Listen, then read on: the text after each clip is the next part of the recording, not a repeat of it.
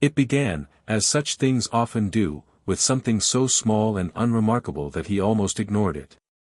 A single sheet of paper, lying neatly in the center of his desk when he awoke. At first glance, it was nothing extraordinary, just a page of black ink on aged parchment, the handwriting elegant yet unfamiliar. But the moment his eyes traced the first sentence, something in his chest tightened, a slow, deliberate coil of unease winding itself around his ribs. The room was still heavy with the scent of extinguished candle wax, and the pale morning light revealed his study in its usual, orderly state. Books stacked with mathematical precision, pens capped and aligned, ink bottles sealed. He had not written here the previous night, at least, not in any way he could recall. The fire in the hearth had long gone out, and there was no evidence of his usual habit of late-night reading. Yet this page was here. He sat down, the chair groaning under his weight, and brought the sheet closer. The words were precise, deliberate, every letter looped and stroked with the kind of patience belonging to someone entirely consumed by the act of writing. And though he could not remember crafting these sentences, they flowed in his mind as if they had been waiting for him his entire life. It was not a story in the usual sense, no characters, no familiar setting. It was a description, so vivid it was as if the ink had been distilled from memory itself. The room is small, lit only by a single flame. You will hear the scratching of the pen before you see the hand that holds it. The clock will strike once, but the sound will not reach the street. He read it 3 times, each pass leaving him with the strange, hollow sensation of recognizing a dream you never had. The handwriting, though neat, carried subtle tremors in certain letters, an S drawn with an odd, ancient flourish, a T crossed so lightly it almost vanished into the paper. It was his name that disturbed him most, scrawled in the lower corner. Not his signature, but his full name, in that same strange hand. He pushed the chair back, the wood scraping the floor, and crossed to the window. Outside, Dorchester Hollow lay still in the early haze, just the faint creak of wagon wheels somewhere in the distance and the muffled clink of a faraway blacksmith's work. It was, as always, an ordinary morning. He told himself the page was nothing more than a lapse in memory. A late-night rambling. Fatigue. A mind too restless to sleep. Still, he did not throw it away. That night, sleep came slowly. He lit a single candle on his desk but brought no paper to write on, determined to break the odd rhythm before it formed. Hours passed. He read an old mathematics text, sipped tea gone cold, listened to the wind press itself against the shutters. At some point, he could not say when, he must have dozed in a chair. When he awoke, the candle had burned to a stub. His right hand ached as though from long labor, and his ink bottle sat uncapped on the desk. Beneath it lay another page. The words were different this time, yet the sensation was the same, an almost physical chill in the room as his eyes scanned the sentences. Do not turn the second page until the third has been written. The paper is not yours. The words are not yours. The night is not yours. He stared at the line for a long time, weighing the meaning. The pen beside it was clean, without a trace of ink on his fingers to suggest use. He pressed the page to his nose. The scent was faintly metallic, almost like blood. By the third night, he was no longer pretending not to expect it. He left his desk exactly as before, ink capped, pen stored away, no blank sheets to tempt his hands. And yet, by morning, there it was, a third page, words bending like shadows, each sentence growing longer, heavier, as if the writer were racing against something unseen. He had no memory of the hours between midnight and dawn, only the lingering echo of the candle's flicker in his dreams. It became a ritual of dread. Every evening he would sit in the study, determined to stay conscious until morning. Every evening the pull of some deep, unseen current would close his eyes. And every morning, the next page would wait for him, as though it had been there all along. The 7th page was the first to mention the town itself. It described Dorchester Hollow in detail too precise to be general knowledge, exact measurements of its church steeple, the number of paces between the well and the mill, the precise year the swamp road last flooded. And woven through the descriptions were things that could not be true, the names of children who had never been born, the date of a wedding that had never occurred, the location of graves no one had ever dug. By the time the 10th page appeared, he had stopped questioning whether he was the one writing them. He knew it in the way one knows their own heartbeat. It was his hand that guided the pen, if only for the hours his mind refused to remember.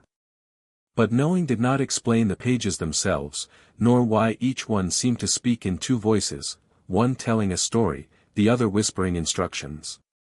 Instructions he had not yet dared to follow. On the 12th morning, he found the first page missing. It was not in his desk, not beneath the stack, not in the waste bin. In its place was a note written in the same strange hand, "The book is already in motion." For the first time since it began, he locked his study door. You can arrive in Dorchester Hollow without deciding to, the way a leaf finds the bend of a stream. The road thins, the pines lean inward as if to listen, and the ground settles into a shallow bowl of peat holding the town like a careful hand. From the ridge the rooftops look sewn to the sky with smoke. Horses shorten their stride. Voices learn to carry softly. The town clustered around a well that never failed. Elders rapped the stone and said the water traveled a limestone throat into caverns under the marsh. People came for the water and stayed because leaving demanded a certainty most could not afford. There was a church with a bone-colored steeple, a school with 12 desks, a mill that creaked like a tired jaw, and a shoemaker who refused to work on Sundays or during storms. Work obeyed an older calendar, pitch from the pines, indigo from the flats, sacks of rice sliding like small moons along the lane. In summer the heat knelt on the town like a patient judge. In winter the marsh sent in a fog that lowered the sky. Children read weather by sound, a click of shutter for wind, the river's wet cough for storms, and a hush for things that would not name themselves. Everyone practiced the art of not looking at the swamp after dusk. Curtains closed early. Lamps were trimmed. Doors were bolted, not from fear of men but from the useful belief that night belonged to itself.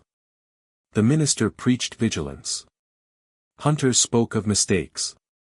Each lintel kept a strip of iron, and children tied red thread before crossing the bridge on a new moon. It was simply what kept a town whole. Strangers were a kind of weather, tolerated like quick rain. A surveyor came with a tripod and a folded map, placed his feet carefully, and was gone. A peddler rattled spoons and ribbons down the lane and left behind neat squares of dust. A widow from a higher county found laundry, then a bed, then a reason to move on. The pond was always steadier when ripples ceased. He had arrived with a suitcase and a letter of good standing. Spectacles caught thin frost on his nose. He spoke carefully, as if measuring the distance to other people's words. That first autumn he taught scripture and sums, kept recess calm with a glance, and ate supper alone by the boarding-house window. Mothers liked his courtesy, fathers liked that he mended the school fence without submitting a bill. Children liked his patience. He walked chin-tucked, a scholar guarding a thought that might spill if he looked up too fast. His handwriting was tidy, his opinions folded. On Sundays he sat 3 pews from the front and sang in a modest, steady voice. He told almost fables, a bridge remembering the first wagon, a field carrying the names of those who bent over it, a window keeping a ledger of passing faces. The town's history had a slow pulse and a long reach.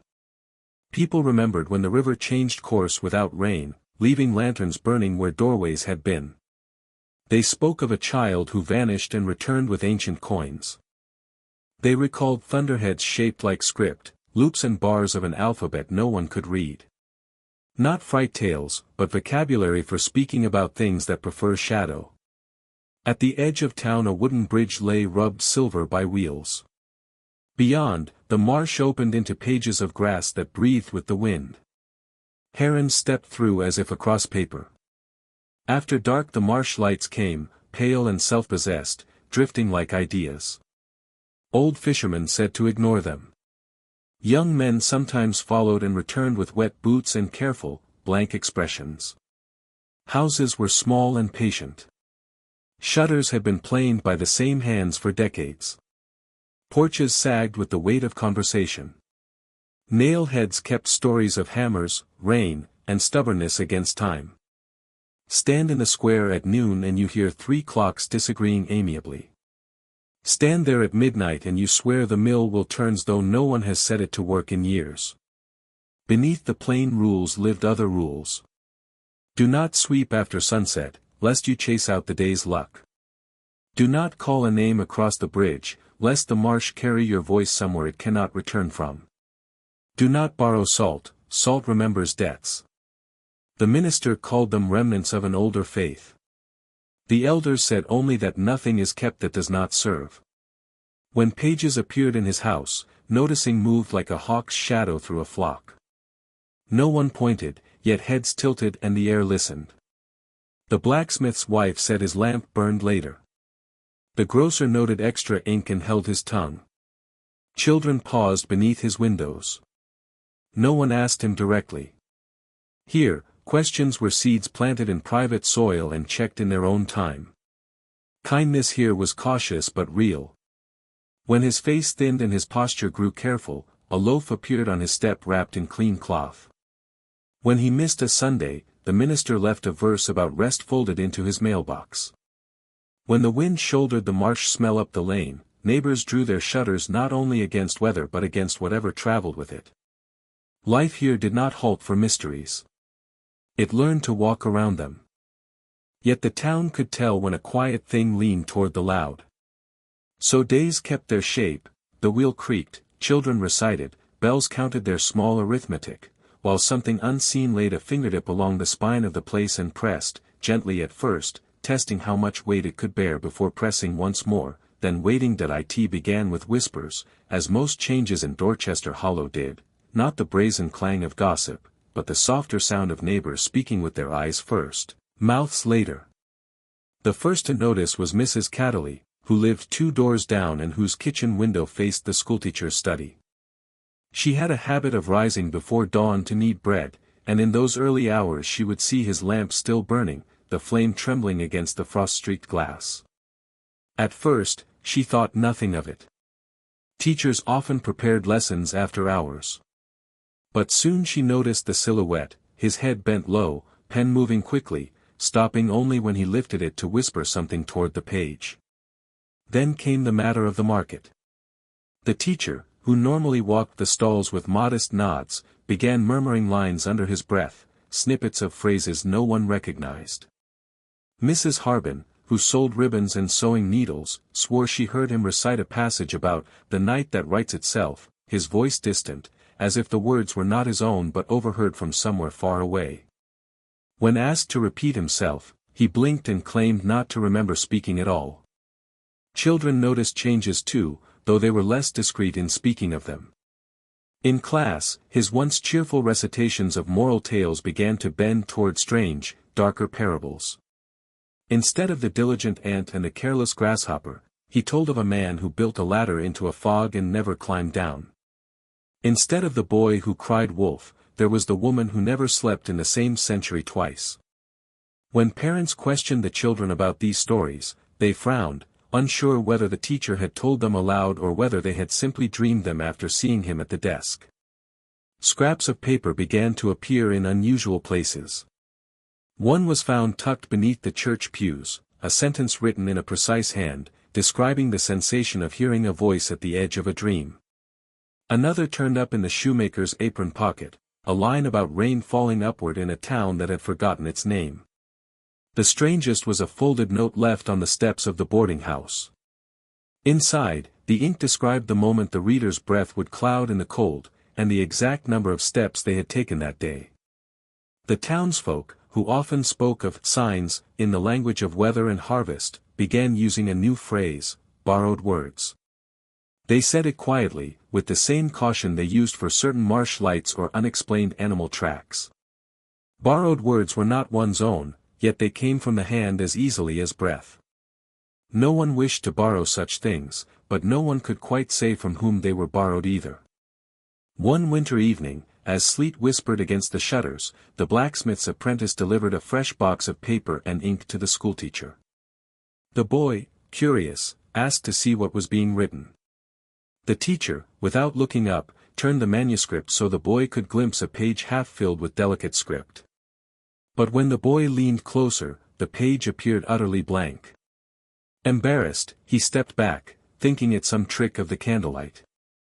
The teacher only smiled faintly, as if to say nothing more would be explained. A week later, the grocer's daughter, no more than 9 years old, claimed she had seen him writing with his eyes closed. She had been delivering a basket of eggs to the boarding house when she paused in the lane, glancing up at his lit window. There he was, pen moving rapidly across the paper, tears sliding down his face, though his eyelids never opened. She told her mother, who told no one else for fear of sounding fanciful, but the girl began crossing the street to avoid passing under that window again. The matter reached the minister's ears soon enough. One afternoon, he visited the school under the pretense of discussing the children's scripture readings. In truth, he intended to confront the teacher about these strange writings. Inside the study, he asked to see the pages, insisting that all words in Dorchester Hollow should serve either truth or God. The teacher hesitated, then slid a sheaf of paper across the desk. The minister read only the first 3 lines before his expression changed, first tightening in disbelief, then softening into something closer to fear. Without another word, he set the pages down and left, his footsteps quick against the wood. That night, he delivered a sermon on vigilance, speaking of the dangers of voices that do not belong to the living, and of ink that stains not the hand but the soul. Though he did not name the teacher, the implication was clear enough. Some parishioners left the church with troubled glances, others with the quiet relief of having their unease confirmed. By late February, the teacher's nightly vigils were an accepted part of the town's landscape, like the mill wheel that sometimes turned without wind. Yet the mood had shifted. Where once his solitary habits had been seen as the natural inclination of a bookish man, now they carried a weight, a sense of something being drawn from him drop by drop. People no longer lingered to chat in the lane when he approached. Children, once eager to carry his parcels, now kept their distance, uncertain if the strange stories he told might somehow follow them home. Through it all, he offered no defense, no explanation. When asked directly about the pages, he would pause as if translating the question from a language only half remembered, then give a simple answer: they must be written. And with that, he would walk away, shoulders slightly bowed, as though each page weighed more than the paper could hold. What no one saw, what no one could have seen, were the moments after the town slept, when the candle in his study cast its narrow circle of light, and the pen in his hand began to move with the surety of something guided. The sound of scratching filled the air, steady, deliberate, until at last the page was turned, and a new one, blank, expectant, waited beneath his hand. That it began with permissions people give themselves when curiosity outweighs courtesy. They said they were checking on a neighbor, guarding the town. In truth, they watched him the way a man watches a clock he suspects has begun to run backward. Elias, the printer's apprentice, arrived with a crate of ragstock. He set it on the threshold and knocked. From within came the teacher's voice, delayed, as if lifted from a deep stare. On the desk lay a manuscript bound with twine, the pages squared. Set it there, the teacher said, not quite turning. Elias meant only to glimpse. He was not bold, only young. He saw a page half filled with script so small it looked woven. He blinked, it was blank. He softened his gaze and the lines returned, like minnows regrouping.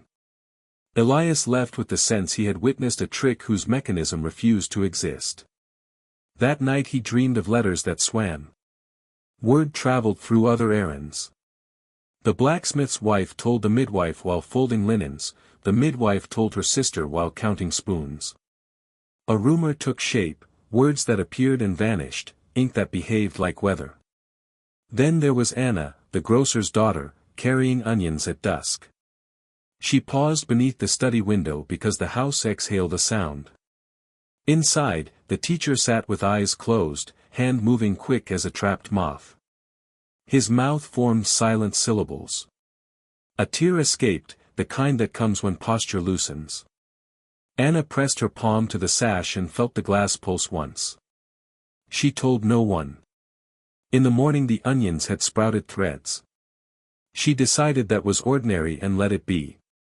It might have ended there, let oddity erode, if not for the minister's visit. He came in daylight with his coat fastened. The teacher opened the door but did not invite him in. The threshold held. "I should see the pages," the minister said. The teacher untied the twine and slid the top leaves forward like bread.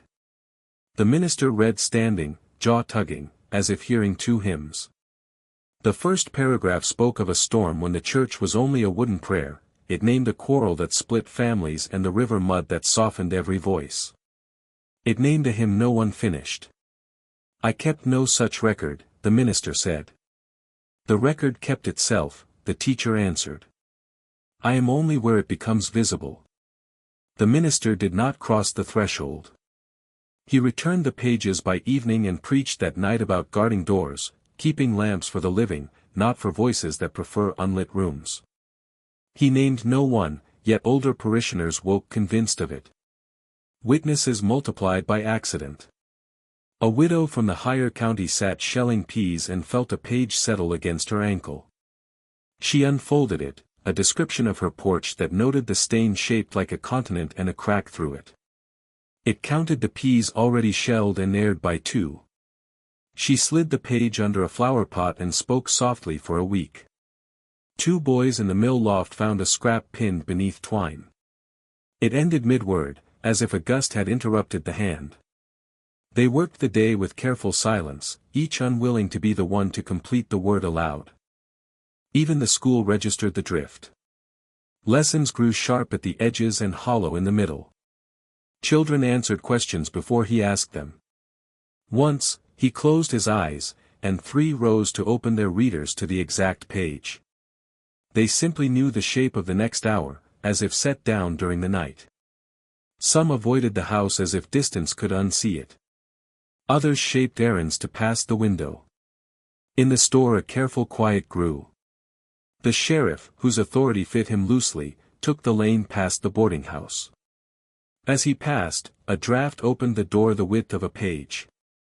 The manuscript breathed, the top leaf lifted. He saw his name written once, then again, then once more, tripled like a bell. He paused. He reached and felt a faint answering pressure, like pulse in paper. "Leave it," the teacher said from the shadow, kindly and without appeal. "You will hear it when it is ready." The sheriff walked home with a silence he could not file. He set 3 beans in a row, then 3 more, and counted until numbers steadied him. There were false witnesses too, people who wanted a tale more than a truth. They came away disappointed, the pages did not perform. They were simply there, or not there, as weather is, and the thing they did would not be coaxed. Mrs. Catterley, who woke before dawn to knead bread, became the last of the early witnesses. Through her window she saw the lamp burning and the teacher standing very still, pen held above the page as if listening to it. The posture went on long enough to be a kind of speech. Then the pen descended and moved with a patience that made time slow. She felt that if she spoke his name the line would break and spill. By week's end the town had tilted away from his house, as if more air might bleed the pressure. But pressure knows containers. The candle still burned. The pen still moved. The pages arranged into a spine, and a spine suggests a body, and a body suggests a story impatient to be alive. What the first witnesses carried back was not only the gleam of ink, the blink of letters vanishing and returning, the odd courtesy of errors. It was the discovery that seeing had made them part of the thing they saw. A town is a mirror that prefers to reflect only what it already knows. Dorchester Hollow had looked, and the looking had been returned.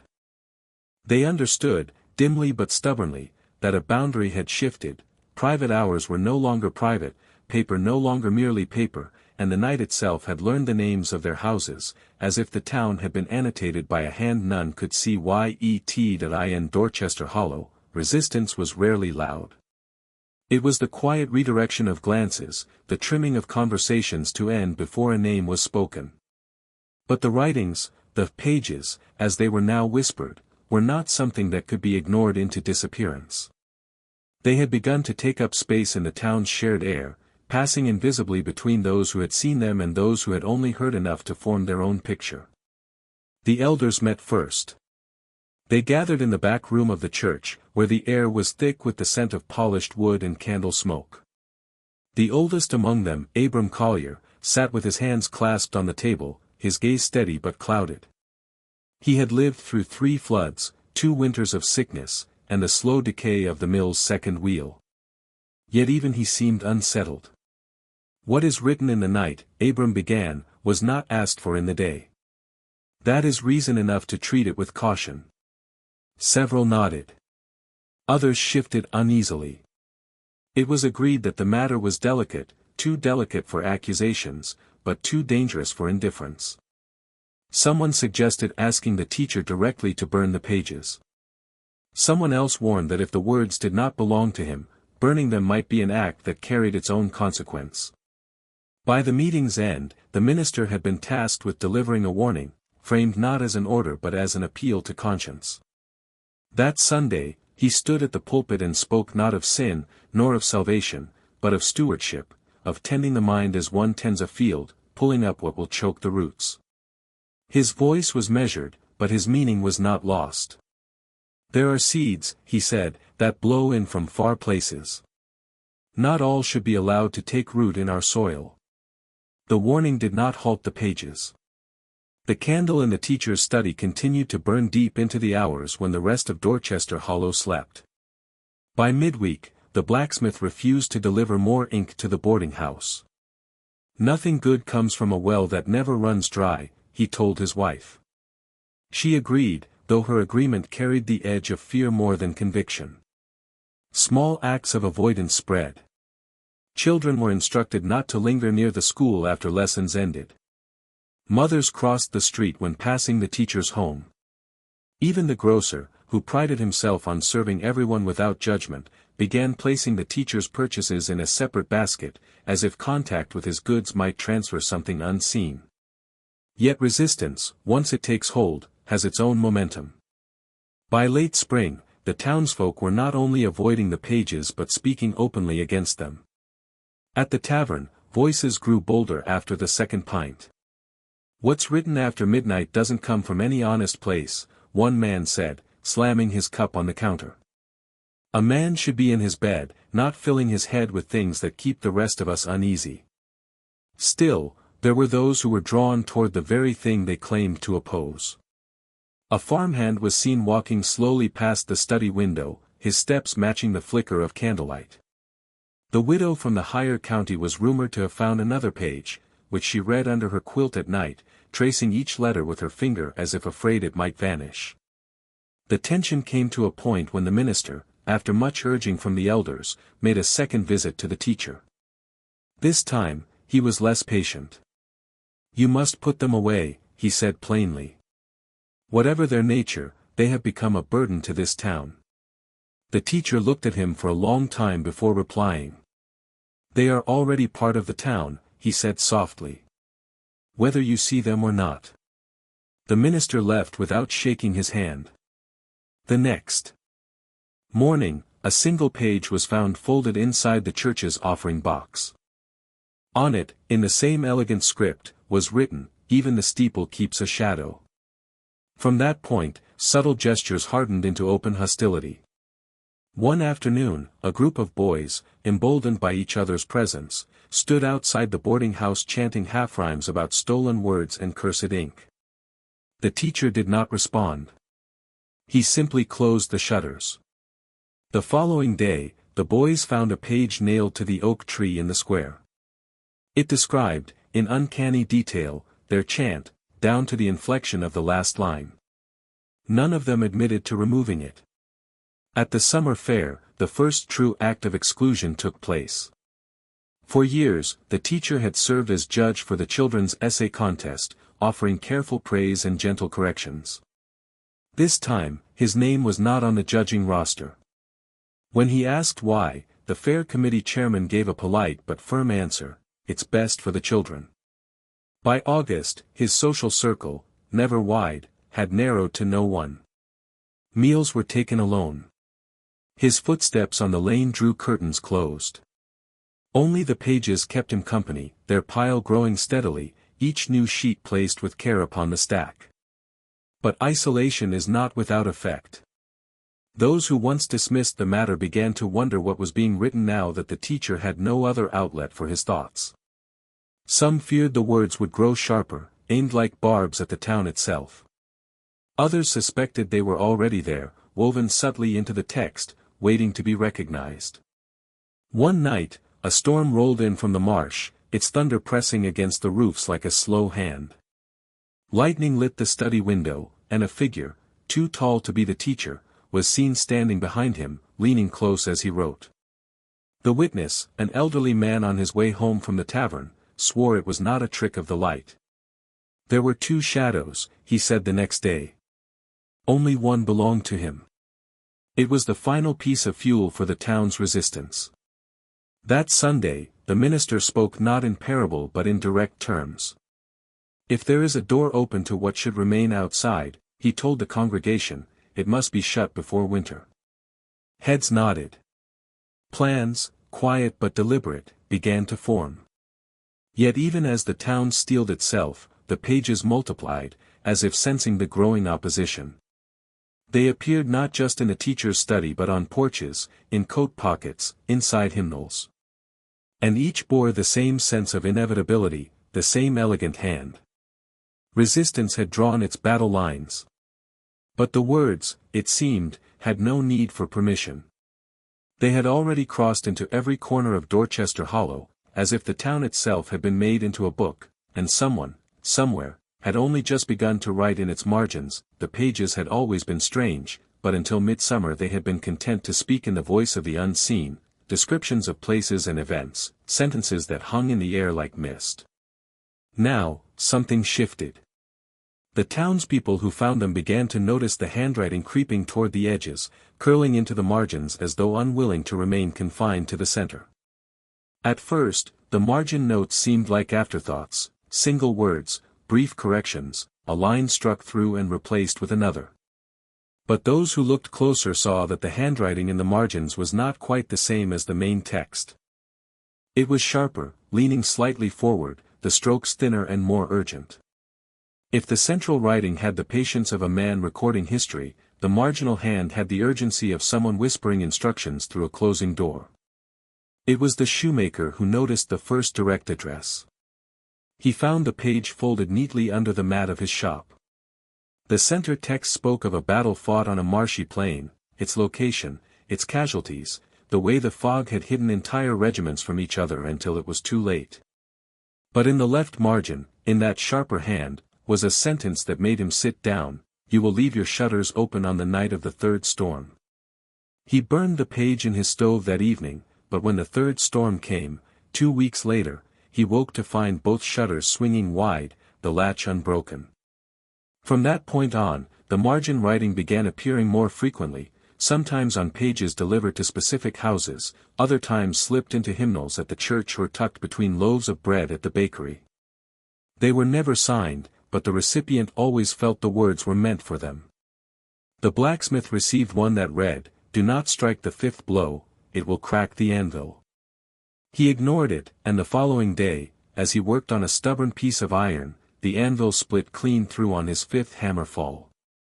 The widow from the higher county found one under her pillow, "Do not answer the door before the second knock." That night, someone knocked once, then silence. She sat awake until dawn, the air in her room colder than the hall beyond. Even the children became unwilling participants. A group of them found a page pinned to the inside of the schoolhouse door.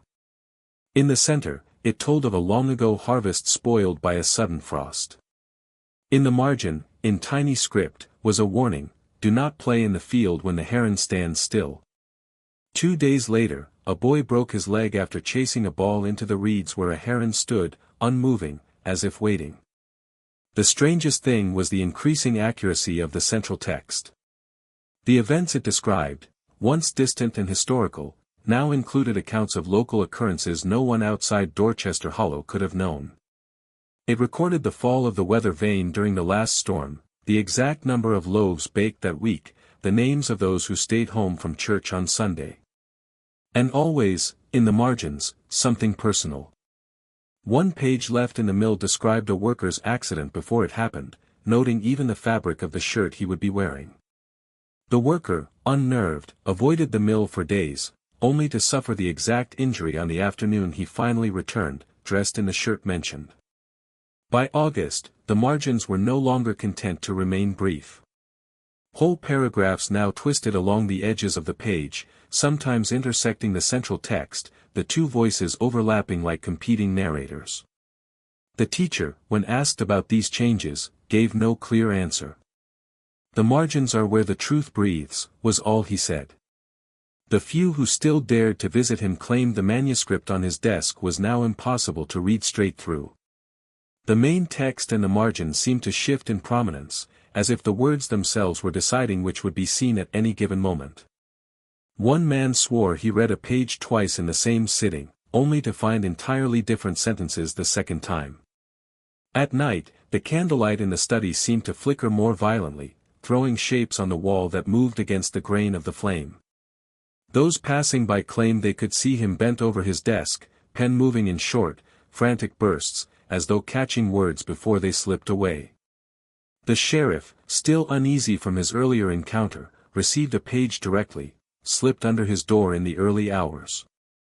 The central text was a detailed account of a town dispute from decades earlier, but in the margin, in that urgent hand, was the message, "You will be the one to find the last page. Do not look at it in daylight." He kept it hidden in his desk drawer, checking it each morning as though it might change. It never did. The town's resistance, once a firm wall, began to waver.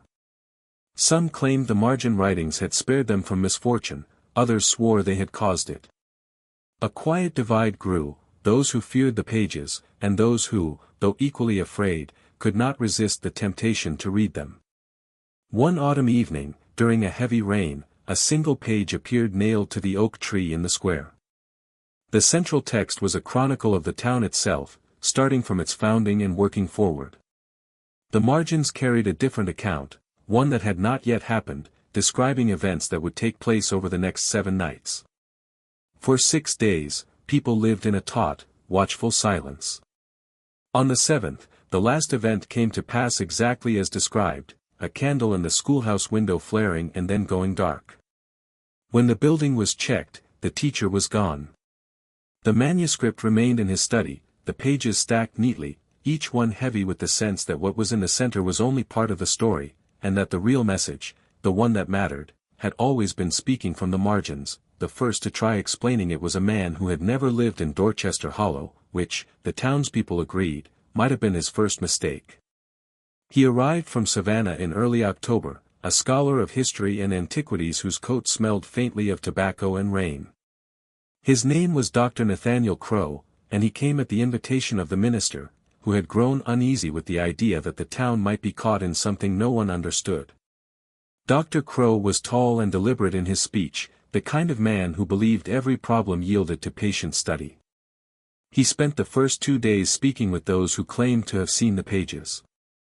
He asked precise questions. When had they first appeared? How was the handwriting different between center and margins? Did the paper seem new, or aged?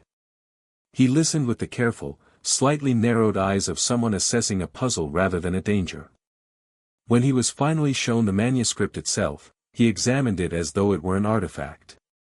He tested the ink with the tip of a clean handkerchief, noting its unusual sheen. He held the pages up to the light, tracing faint watermarks in the paper. The handwriting, he said, was unusual but not impossible, an amalgam of early 18th century script and certain flourishes seen in legal documents from coastal cities. He proposed theories with the certainty of a man who had seen many mysteries shrink under the weight of explanation. Perhaps the teacher was suffering from cryptomnesia, unconsciously recalling forgotten texts and writing them as if they were new. Perhaps it was somnambulism, the mind's nocturnal wanderings poured into ink. Or dissociative fugue states, rare but documented. The margins, he suggested, might be the product of a secondary personality, a fragment of the self speaking from the edges. The teacher listened politely but said nothing to confirm or deny. To test his theories, Dr. Crow proposed an experiment. The teacher would be locked in a bare room overnight, no desk, no paper, no ink. A single chair and bed would be provided. If he awoke to find nothing written, the case might be closed as a matter of habit and environment. If something did appear, the mystery would deepen. The minister agreed. The teacher offered no resistance. That evening, several men escorted him to the unused parsonage room above the church. They searched it thoroughly, removing anything that could serve as writing material. Dr. Crow locked the door himself and kept the key in his pocket. Morning came with a heavy mist. When they opened the door, the teacher was sitting upright on the bed, his hands folded in his lap.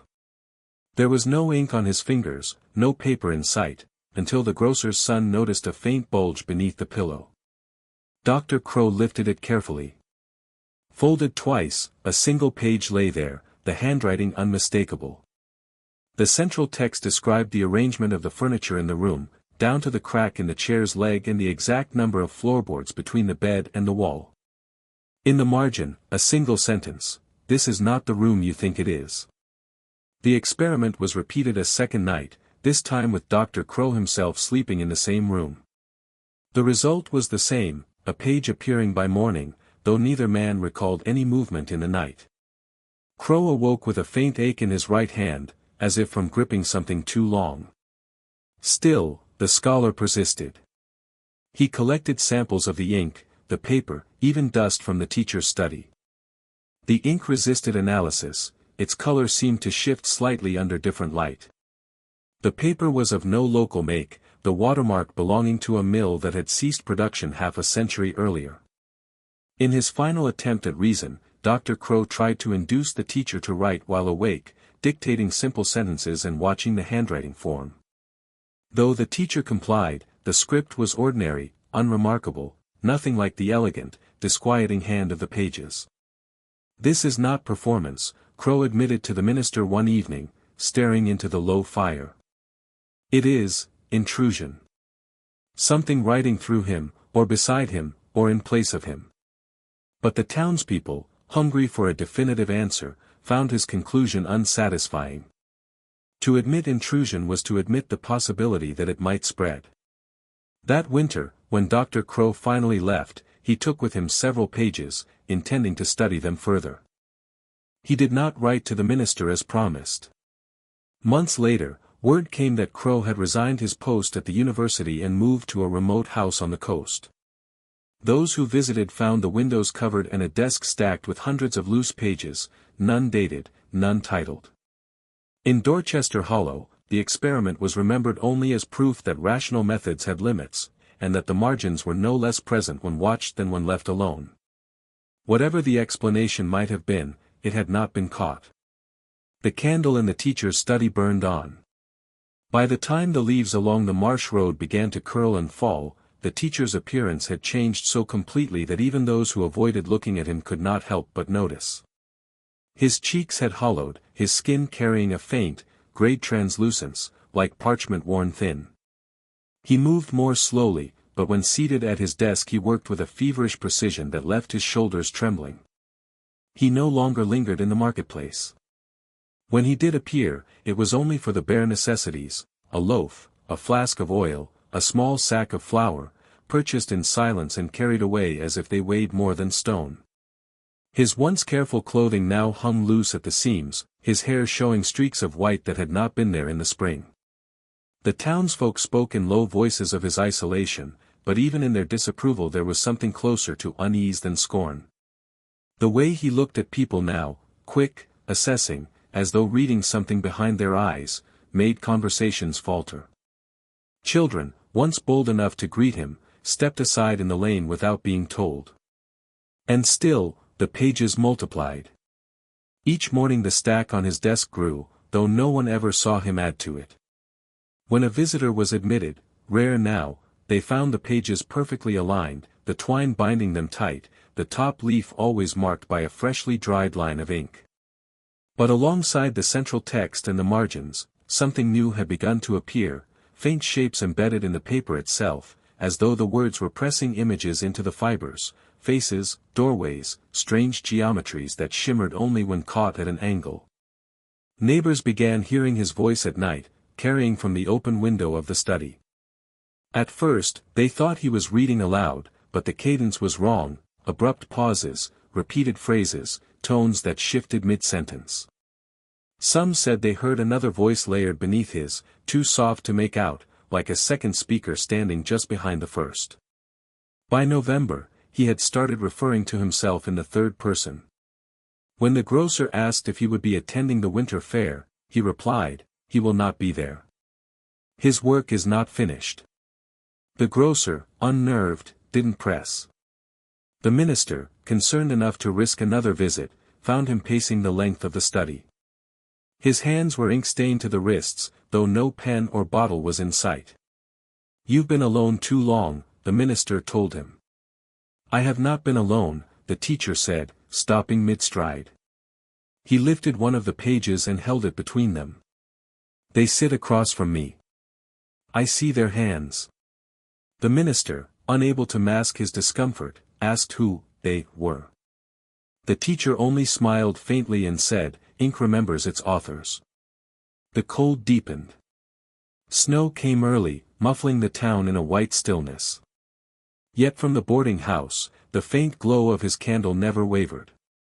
On nights when the snow reflected its light, those passing by swore they could see him writing with both hands at once, one moving steadily across the center of the page, the other sketching feverishly in the margins. Then came the first disappearance. A page was found in the lane outside the mill, weighted by a stone. It described, in clinical detail, the absence of the baker's young nephew, how he had left the house carrying a pail and simply never arrived at his destination. The time of day, the temperature of the air, the sound of a heron lifting from the reeds, everything was recorded. But in the margin was a single chilling sentence: "Do not search the water." The boy was never found. After that, the teacher rarely left his study at all.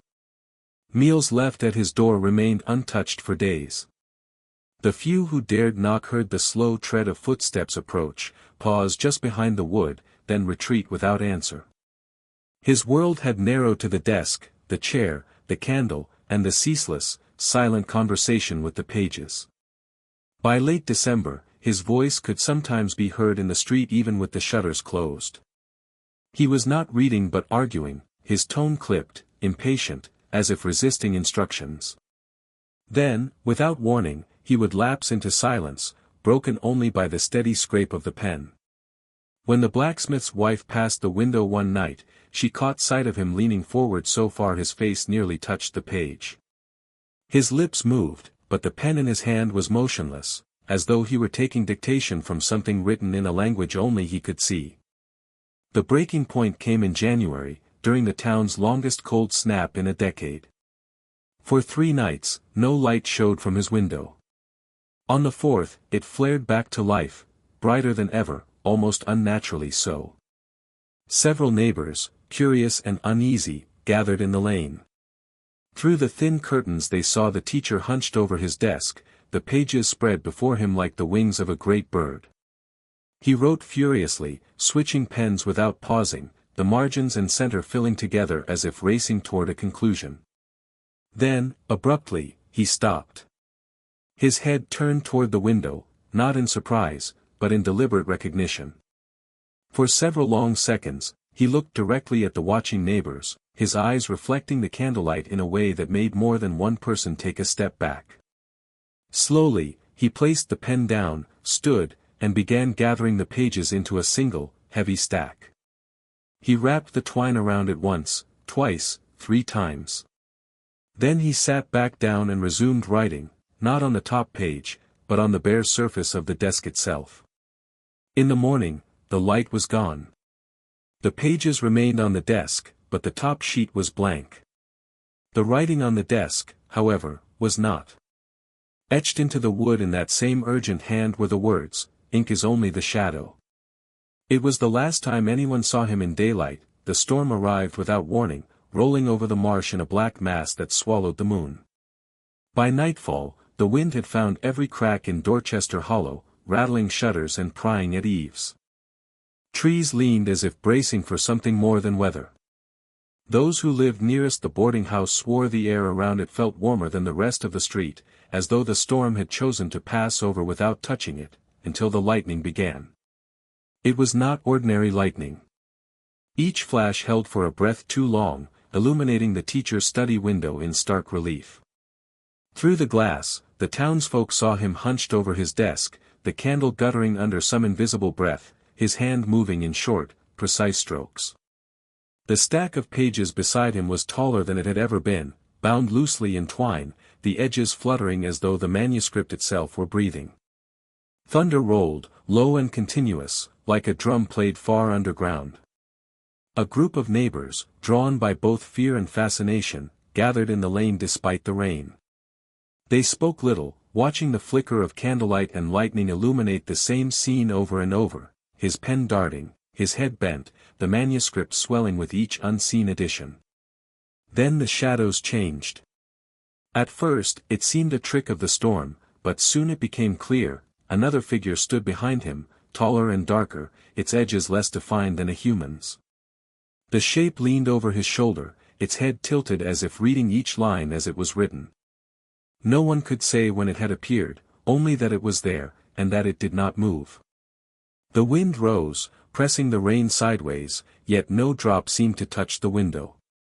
Lightning struck nearby, so close it turned the scene inside to stark black and white. In that frozen moment, the watchers swore the shadow's hand rested lightly on the teacher's shoulder. Inside, the teacher's movements became more urgent. He no longer paused between lines, the pen scraped continuously, dipping into the ink without looking, as though guided by something that knew exactly when the nib was dry. His free hand began flipping pages rapidly, sliding each filled sheet onto the growing stack. The margins were now indistinguishable from the central text, two voices merging into one, line after line filling with an energy that seemed to make the very air vibrate. The final page came suddenly. He stopped writing mid-stroke, lifted the sheet, and placed it on the top of the pile. Then, with slow deliberation, he drew the twine tight around the stack, knotting it 3 times. He sat back, staring at it as though listening for an answer. Outside, the lightning paused. The lane seemed to hold its breath. The teacher stood. For the first time that night, he turned fully toward the window. His expression was unreadable, not joy, not fear, but something between completion and surrender. The shadow behind him straightened as well, and for a brief moment, its head turned toward the watching crowd. No one would later agree on what they saw in that movement, only that it left them colder than the storm's wind. Without breaking his gaze, the teacher picked up the manuscript and placed it in the center of the desk. He extinguished the candle. The window went dark. The lightning returned in a single blinding flash, striking somewhere close enough to shake the ground. Several onlookers stumbled back, shielding their eyes. When the afterimage faded, the study was empty. The desk stood bare except for the manuscript. The chair was pushed neatly under it. The teacher was gone. The first to enter the house was the blacksmith, whose courage was less choice than instinct. The front door was unlocked. Inside, the air was dry, untouched by the storm. The manuscript sat exactly as they had seen it placed, its twine still damp from the teacher's hands. It was the minister who untied it. The first pages were as they remembered, careful script, unnerving precision, the merging of voices. But as they reached the end, the lines began to change. The second-to-last page described the storm outside in real time, the exact positions of those in the lane, the tilt of their heads, the words they had whispered to each other. The final page was different. The handwriting was entirely in the urgent marginal hand, sprawling to fill every inch of the paper. It described the teacher's own disappearance, the moment he stood, the knot of the twine, the extinguishing of the candle, and then continued beyond that moment, detailing the expressions of those now reading it. The minister dropped it when he reached the line, and now you will look toward the window. Instinctively, every head turned toward the dark glass. Nothing moved outside. Only the reflection of the room stared back at them. By dawn, the storm had passed. The teacher did not return. The manuscript was taken away by an unnamed figure in a dark coat, who claimed to have been sent by someone with the means to keep it safe. No one stopped him. In the weeks that followed, the lane remained unusually quiet at night. The boarding house kept the study door locked, though tenants swore they sometimes heard the scratch of a pen from within. And on certain storm-heavy evenings, when the sky seemed to remember that night, a faint glow could be seen at the window, steady, patient, as though waiting for the next page to begin. The morning after the storm, Dorchester Hollow felt as if the air itself had been drained of color. The marsh was hushed, its reeds unmoving despite the absence of wind. People walked slower, speaking only when necessary, as though their voices might awaken something that preferred to remain undisturbed. The boarding house stood quiet, the study window a blank square of glass. No one had gone inside since the minister and the blacksmith emerged hours earlier with pale faces and unsteady steps. By unspoken agreement, the townsfolk avoided passing too close, though a few admitted later to lingering at a distance, waiting for some sign, a shadow crossing the curtains, a flicker of candlelight, that never came. The teacher's absence was first explained in practical terms. Perhaps he had fled ahead of some private shame.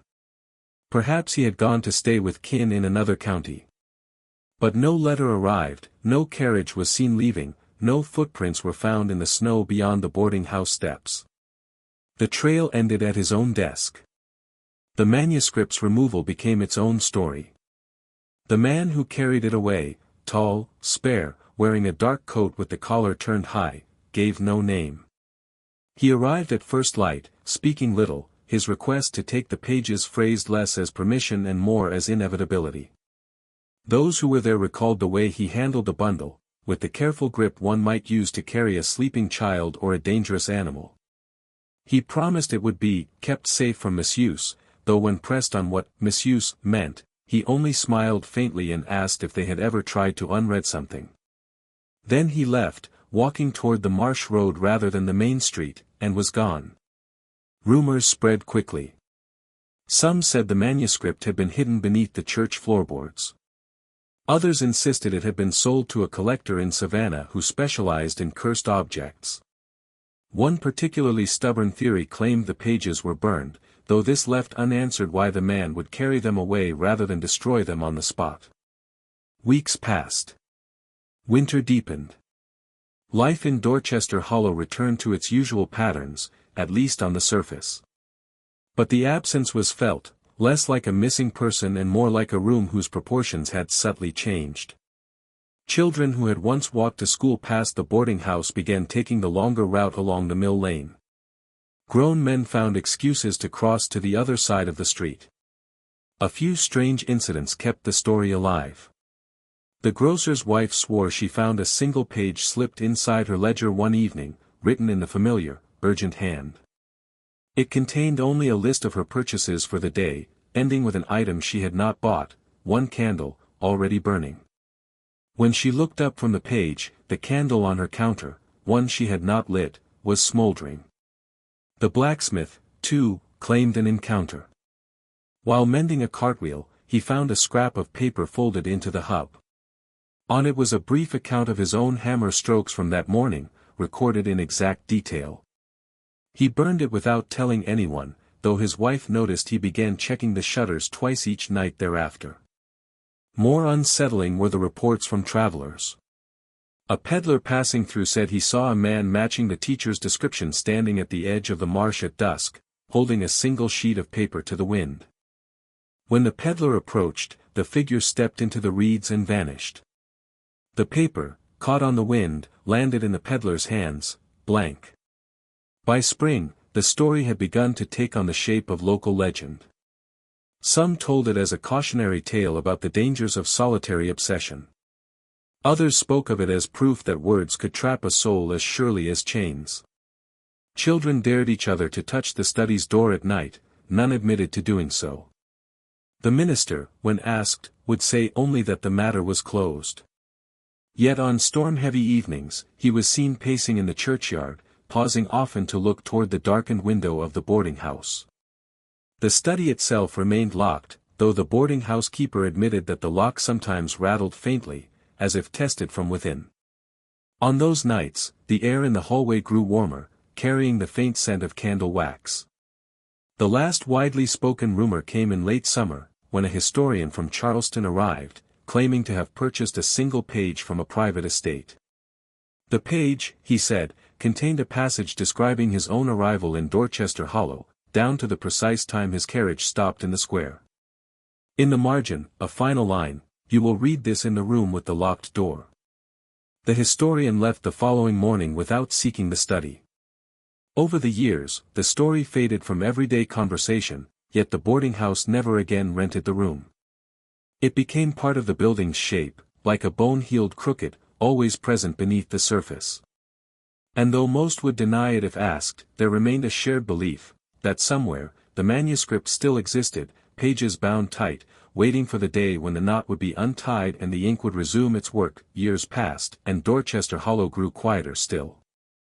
The mill wheel rotted in place, the shoemaker's bench sat empty, and the boarding house took in fewer travelers. Yet the story of the teacher and the vanishing manuscript never truly left, it simply thinned, like smoke that drifts but refuses to disappear. In the decades that followed, new generations heard the account in fragments, a man who wrote things that had not yet happened, a stack of pages that described more than one voice, a night when the storm stood still outside a single house. The details shifted depending on the teller. In some versions, the teacher had bargained with something to gain his words, in others, he had been chosen without consent. But always, there was the manuscript, and the way it had left. Occasionally, the story flared back into sharpness. A letter would arrive from nowhere, with no return address, containing a single sheet of paper written in the same hand. Most were harmless, a description of an unfamiliar coastline, the account of a long-ago eclipse. But sometimes the pages were more direct. One farmer found his own name written 3 times in a margin, followed by the words, "Stand by the window at midnight." He burned it, but stood there all the same. At midnight, an owl struck the pane, shattering the glass. Researchers, historians, and the occasional collector of the strange came looking for the manuscript. They searched church attics, abandoned farmhouses, and the marsh edge where the peddler had seen the teacher vanish.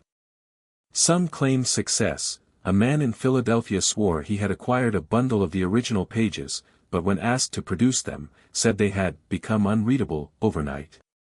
Another insisted he had traced the teacher's handwriting to an obscure legal archive in London, but the trail stopped with a single entry marked "Removed for preservation." In the town itself, belief lingered in small, stubborn ways. The study in the boarding house remained locked, the key kept in a wooden box in the innkeeper's desk. Guests sometimes reported hearing faint scratching from behind the door, especially during storms. The keeper denied it was possible, but never opened the door in their presence. On the 100th anniversary of the storm, a small group of locals held a quiet vigil in the lane outside. They brought no lanterns, speaking only in low voices. Just before midnight, the upper window of the study glowed with a soft, steady light, too warm to be moonlight, too constant to be lightning. None of them went closer. The glow faded after a few minutes, and they walked home without looking back. Modern theories attempted to tame the story. Psychologists suggested the teacher had suffered from a rare form of automatic writing, his subconscious dredging up historical and imagined events with eerie precision. Archivists speculated the pages were an elaborate forgery designed to unsettle the town. A few paranormal investigators declared it evidence of cross-temporal dictation, claiming the margins were written by a second intelligence that existed outside linear time. But among the older residents, such explanations felt hollow. They had inherited the quiet certainty that the pages were not entirely gone. Like the marsh fog that rolled in without warning, the words would return when they wished, and not before. One recent account seemed to confirm this. A young historian researching Dorchester Hollow's founding came to stay at the boarding house, unaware of the locked room's history. On his second night, a storm broke over the marsh. In the morning, he found a folded sheet of paper tucked under his door. It described his arrival in the town 2 days earlier, what he had worn, the questions he had asked the innkeeper, even the way he had paused at the foot of the stairs before taking the last step. In the margin, in the narrow, urgent hand, it read, "You are already part of it." He checked the hallway. The study door was still locked. The historian left that afternoon without settling his bill. In Dorchester Hollow, the tale remains like a watermark in the paper of daily life, visible only when held to the light. People avoid mentioning it directly, but on storm-heavy nights, more than a few will glance toward the boarding-house window as they pass, watching for a flicker of light or the shadow of a figure bent over a desk. The marsh road remains unchanged, winding toward the place where the peddler once claimed to see the teacher vanish. On certain misted mornings, travelers say the air feels thicker there, as though they are stepping through a page not meant for them. No one can say whether the manuscript will ever return in full. But those who have held a page, whether for minutes or for years, share one quiet truth: the words never leave entirely. They linger at the edges of thought, the way an unfinished sentence hovers in the mind, waiting to be written. And in those moments, when the night grows very still, it feels as if the margin is leaning closer, its ink still wet, whispering the next line.